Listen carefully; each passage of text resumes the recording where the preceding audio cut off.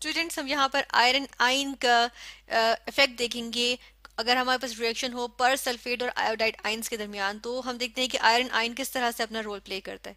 तो यहाँ पर हम देखते हैं कि पर सल्फेट आयन जो हमारे पास होता है वो क्या होता है, उसको हम लिखते हैं यूजुअली हमारे पास होता है S2O8। ठीक है, और ये -2 का आयन होता है। ठीक है, और इसको हम एक और इसके लिए वर्ड भी है, और वो हम देखते हैं कि इसको हम जो है पर ऑक्सो डाइसल्फेट भी कहते हैं। ठीक है, डाइसल्फेट आयन भी कहते हैं। ठीक है, पर ऑक्सो डाइसल्फेट आयन ये भी हमारे पास कहलाया जाता है ये।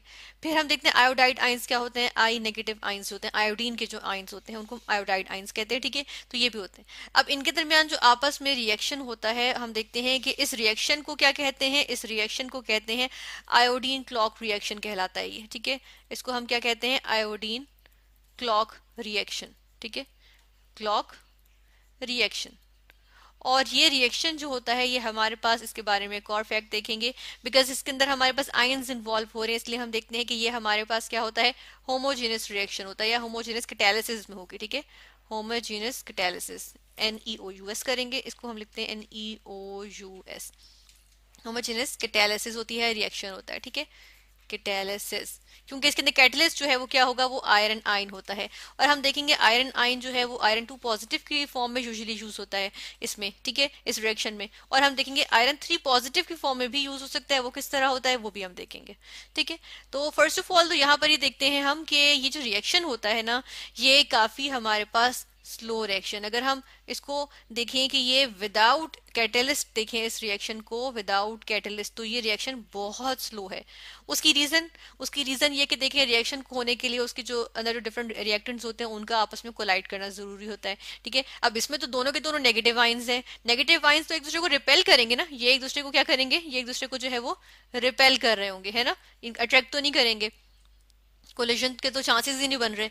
तो होता क्या है कि जो आयरन आयन होता है वो फिर अपना रोल प्ले करता है। ठीक है, एक तो ये कि वो प्रोवाइड करेगा वो प्रोवाइड करेगा एक ऐसी जगह, यानी कि एक ऐसा प्लेटफॉर्म प्रोवाइड हो रहा होता है कि हम देखते हैं कि हम वर्चुअली कहते हैं, वर्चुअल प्लेटफॉर्म प्रोवाइड हो रहा होता है जहाँ पे रिएक्शन पॉसिबल होगा। ठीक है, क्योंकि हम यहाँ पर देखते हैं कि पहले तो चले यहाँ पर देखेंगे कि ओवरऑल रिएक्शन क्या होता है। ये ओवरऑल रिएक्शन को अगर हम यहाँ पर देख लें तो वो हमारे पास हो रहा होता है, ये जो आयोडीन क्लॉक रिएक्शन है इसकी बात करेंगे कि ये हमारे पास क्या होता है, जो आयोडीन आयंस होते हैं, ठीक है, या आयोडाइड आयंस, ये जो है वो पर ऑक्सो डाइसल्फेट आयंस के साथ जो है वो रिएक्ट करते हैं। ठीक है, -2 ये आ गया इस तरह से। और हमारे पास क्या आ जाता है कि हम देखते हैं in the presence of a catalyst होता है, चूंकि कैटलिस्ट हमारे पास होते हैं आयरन 2 पॉजिटिव आयंस यानी फेरस आयंस। ठीक है, और हम यहाँ पर देखते हैं कि हमारे पास क्या बन जाता है, यहाँ पर बन रहे होते हैं आयोडीन। ठीक है, और साथ में क्या चीज बन रही होती है, सल्फेट आयंस बन रहे होते हैं। ठीक है, -2 के साथ सल्फेट आयंस आ जाते हैं।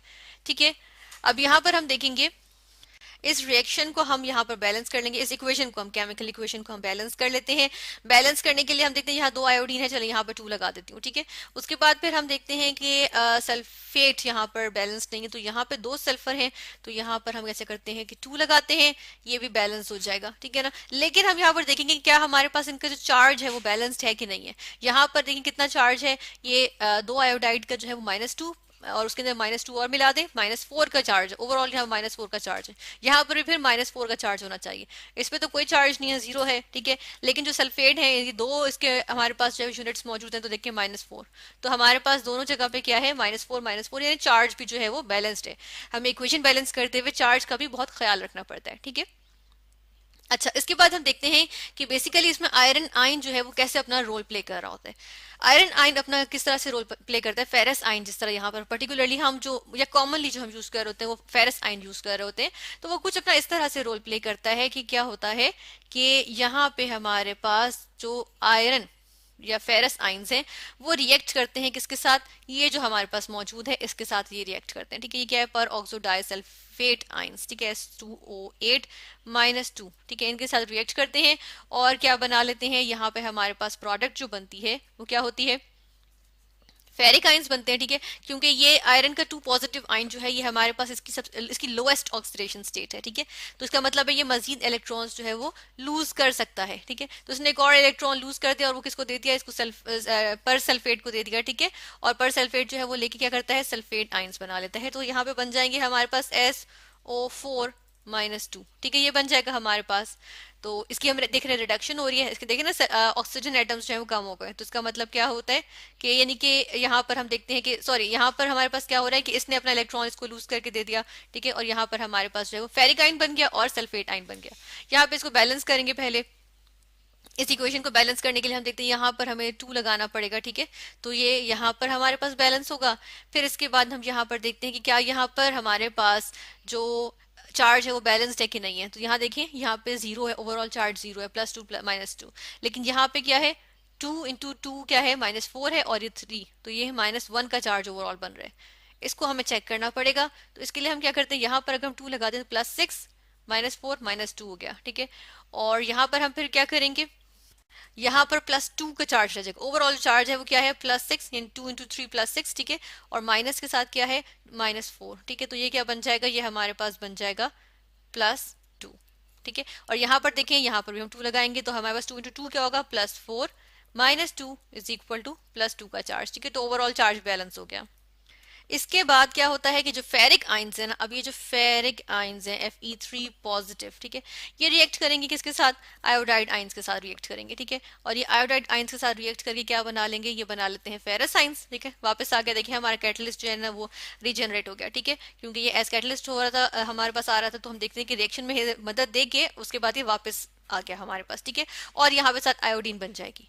तो इधर भी हमें जो है क्या करना होगा कि यहाँ पर हमें इसको बैलेंस करना होगा। बैलेंस करने के लिए यहाँ पर 2 लगाएंगे, देखिए यहाँ ओवरऑल +1 का चार्ज है और यहाँ पे क्या है +2 का चार्ज है, तो इसको हमें चेक करना होगा। तो हम क्या करते हैं, और यहाँ पर चार्ज को बैलेंस करने के लिए हम यहाँ पर भी 2 लगाते हैं, यहाँ पर भी 2 लगाते हैं। अब देख लेते हैं, तो यहाँ पे कितना चार्ज है, ये हो गया +6 का, और यहाँ पे ये जो है वो -2, ठीक है, इस तरह से।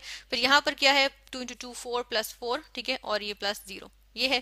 तो अब देखिए यहाँ पर क्या बन जाता है +4, और यहाँ पर क्या बन रहा है +4। तो अब ये जो है हमारे पास बैलेंस हो गया, ठीक है, चार्ज भी जो है वो दोनों साइड्स पे, दोनों इक्वेशंस में सॉरी दोनों इक्वेशन की दोनों साइड्स पे जो है वो बैलेंस हो गया, ठीक है। इस तरह से ये हमारे पास जो है वो इसके अंदर जो स्टेप्स है ना, जो जो स्टेप्स इन्वॉल्व होते हैं वो ये हमारे पास आ जाते हैं, ठीक है। तो ये हमने यहाँ पर देख लिया। अब देखें iron as a good ferrous iron as good catalyst use हो रहे हैं यहाँ पे, ठीक है। इसके अलावा एक और चीज भी यहाँ देखेंगे, हमने कहा कि फेरिक आइंस भी जो है वो यूज हो सकते हैं। तो फेरिक आइंस कैसे यूज होंगे, जब फेरिक आइंस यूज होंगे ना, तो इसमें तो हमारे पास ये था ना कि ये हमारे पास क्या था, ये हमारे पास स्टेप 1 था, ठीक है, और ये हमारे पास क्या था, स्टेप 2 था, ठीक है।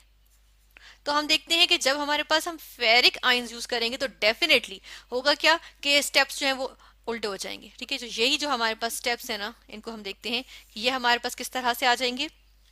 ये हमने यहाँ पर लिख दिया, ठीक है, इस तरह से। अब देखिए इसमें क्या हो रहा है कि जो स्टेप 2 था, हमने कहा स्टेप 1 बन जाता है, और स्टेप 1 जो है वो स्टेप 2 बन जाता है। तो देखिए स्टेप 1 यानी कि फेरिक आयंस जब हम यूज करेंगे एज कैटलिस्ट, जब हम फेरिक आयंस यूज हुए तो हमारे पास वो आयोडाइड आयंस के साथ रिएक्ट करके पहले आयोडीन बनाएंगे, और खुद जो है वो फेरस में कन्वर्ट हो जाएंगे। तो जो फेरस होगा ये फिर क्या करेगा कि ये पर सल्फेट के साथ आयंस के साथ रिएक्ट करके जो है वो क्या बना लेगा, फेरिक बना लेगा, ठीक है। तो इसमें भी देखें फेरिक जो है वो, अगर फेरिक यूज हुआ है तो फेरिक रीजनरेट हो गया, और अगर फेरस यूज हुआ है तो फेरस जो है वो रीजनरेट हो गया जब वो कैटलिस्ट के तौर पर यूज होगा, ठीक है।